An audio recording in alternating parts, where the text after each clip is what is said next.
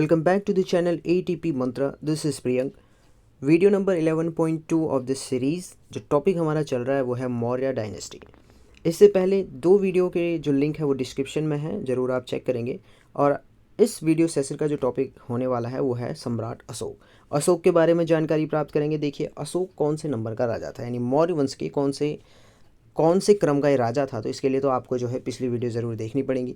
साथ ही साथ आई बटन पर लिंक है पूरी प्लेलिस्ट का, जिसमें यूके ट्रिपल एससी का सिलेबस हम कवर कर रहे हैं।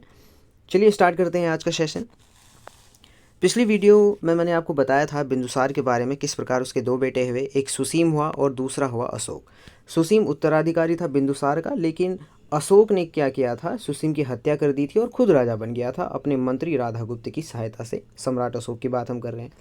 अशोक से रिलेटेड मैंने आपको कुछ फैक्ट्स बताए थे, है ना, इसी के नाम से। देखिए, अ से हमने रिलेट किया था कि अभिलेख, यस, अशोक के अभिलेख बहुत ज़्यादा प्रचलित हैं और वो अर्धमागधी में हैं, ठीक है, और उनकी जो लिपि है वो ब्राह्मी है। इसी प्रकार स से मैंने रिलेट किया था श्रीनगर को, इसकी स्थापना भी इसी प्रकार से ये करता है। और क से हमने कहा था इसके उत्तराधिकारी कुणाल की हमने बात की थी, ठीक है। तो ये कुछ बातें इसी के साथ जो प्रीवियस वीडियो है उसका एंड हुआ था। आज हम बातें जानेंगे अशोक के बारे में, बहुत ही महत्वपूर्ण बातें यहाँ पे जानेंगे। तो चलिए देखते हैं क्या है। सबसे पहले तो देखिए गद्दी पर कब बैठा। ये बैठा 269 BC में, ठीक है। और राजा बनने के बाद ठीक 8 वर्षों के बाद ये जो है ना, यानी कि 261 BC में इसने कलिंग को जीत लिया था। इन दो में से कोई सी आप एक डेट याद कर लीजिए और 8 जो ईयर्स है उनका गैप रखिए। अगर आपको कलिंग का याद है तो 8 साल पहले वो जो है गद्दी पे बैठ गया था। अगर आपको इसके राजा बनने की डेट याद है, यानी कि 269 BC, तो ठीक 8 वर्ष बाद ये जो है कलिंग पर अटैक कर देता है। अब कलिंग के बारे में आपको बताऊं तो देखिए, कलिंग जो है वर्तमान उड़ीसा, ठीक है, वो वाला क्षेत्र। उस समय वहाँ का जो राजा था वो नंदराज था और राजधानी कलिंग की हुआ करती थी तोसली। काफ़ी सारी कहानियाँ वैसे तो, लेकिन देखिए उसने अटैक क्यों किया, क्योंकि एक तो वो समुद्र के किनारे, ठीक है, बंदरगाह, तो व्यापारिक दृष्टि से, और साथ ही साथ जो है हाथी, कहते हैं कि वहाँ जो है हाथी बहुत ज़्यादा थे, तो हाथी दांतों की प्राप्ति के लिए उसने अटैक किया था।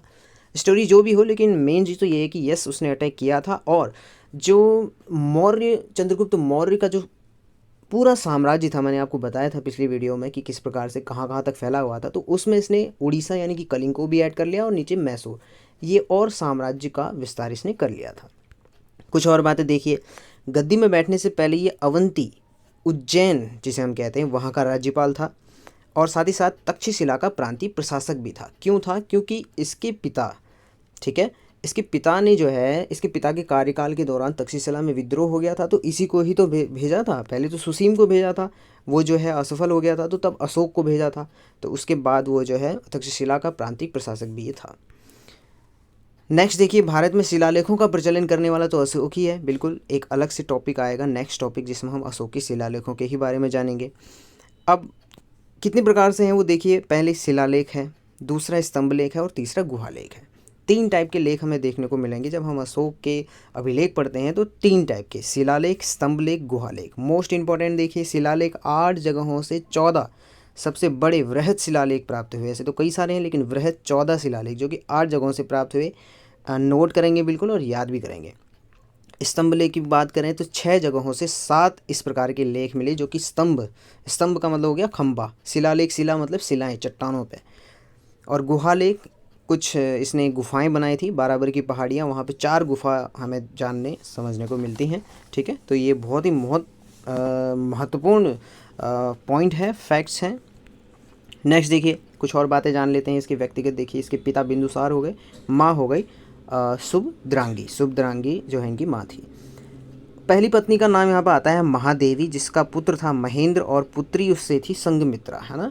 तो इन दोनों को ही वो बौद्ध धर्म के प्रचार प्रसार के लिए श्रीलंका भेजता है। ऐसी कुछ बातें आगे आएंगी, तो इसका मतलब ये बौद्ध धर्मी है। बिल्कुल देखेंगे, ये जो है बौद्ध धर्म का अनुयायी था, निग्रोध से प्रभावित हुआ और उपगुप्त इसके गुरु थे, यानी कि दीक्षा जो ली थी इसने उपगुप्त से ली थी।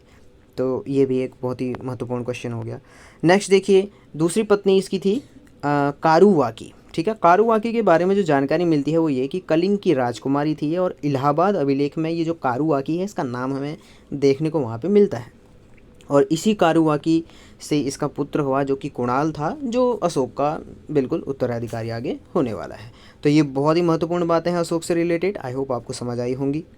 सारे फैक्ट्स, सारे नोट्स एक जगह मैं आपके लिए कलेक्ट कर रहा हूँ। तो बिल्कुल आपको अगर जानकारी अच्छी लगती है तो लाइक, वीडियो शेयर, सब्सक्राइब जरूर करेंगे। अगर नामकरण की बात करें, अशोक के नाम किस प्रकार से क्या क्या मिलते हैं, देखिए अशोक वर्धन, ये सारे के सारे इंपॉर्टेंट फैक्ट्स अब यहाँ पे मैं आपको बता रहा हूँ।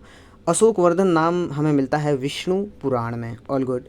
देवान प्रियदर्शी अशोक के ही नाम है ये, ठीक है। तो ये नाम इसका मिलता है रुक्मिणीदेयी अभिलेख में। बहुत सारे अभिलेख हैं लेकिन मोस्ट इंपॉर्टेंट अभिलेख अब यहाँ पे निकल के आ रहे हैं, तो सारे आप याद करेंगे। तो रुक्मिणीदेयी एक अभिलेख है जो कि ठीक है, और साथ ही साथ गिरनार अभिलेख, ये 2 अभिलेख हैं। तो इनमें इसका नाम जो है देवान प्रियदर्शी हमें देखने को मिलता है। देवान प्रियदर्शी कौन है? ये अशोक ही है। अब देखिए ये जो गिरनार अभिलेख है ये तो गुजरात में है, और जो रुक्मिणीदेयी की बात करें तो ये लुम्बिनी नेपाल, अब वहाँ पे है।